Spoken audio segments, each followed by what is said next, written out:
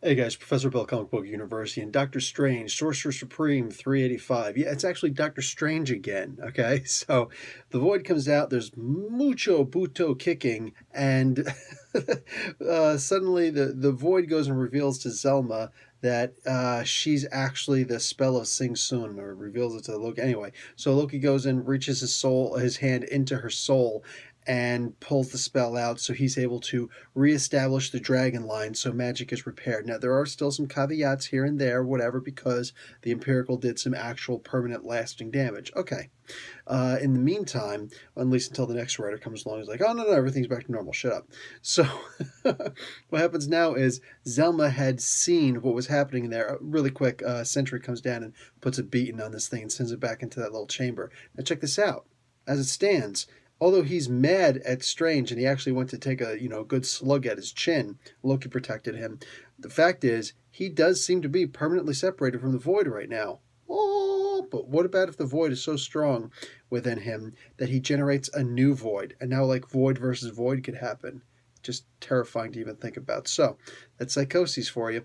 So plus his molecular manipulation. Oh, I think I really came onto something, dude. Like he's creating voids. Imagine that. Be like a new Venom symbiote. Okay, so uh, magic is back.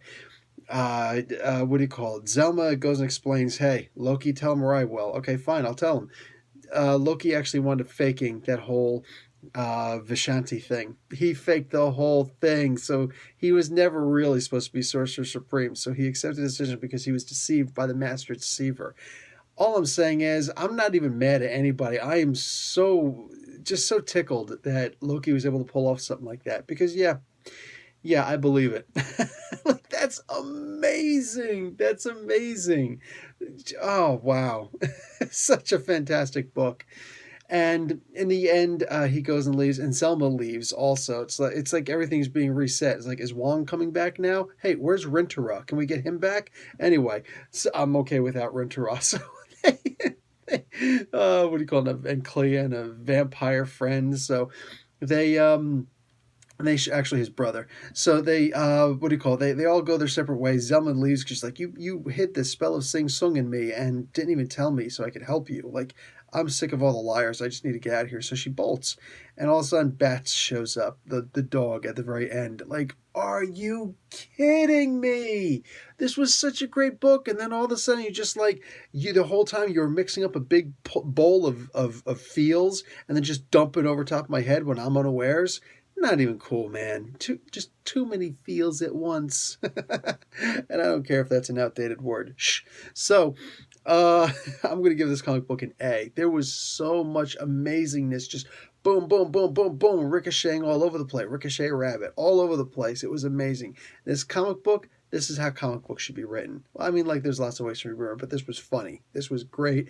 This had an actual story. It had an amazing conclusion. And up next, we're going to be reading Damnation. Yeah, I'm looking forward to that. Also, there were several aspects, 5 technically, where Loki was saying you got all these things coming: the War of the Realms, you got the Damnation event, you got the gathering of the Infinity Stones, and just like boom, boom, boom, just knocking them out. So Strange's gonna have his hands busy. Oh yeah, we'll see what happens. Anyway, guys, Professor Bill, Comic Book University, class dismissed.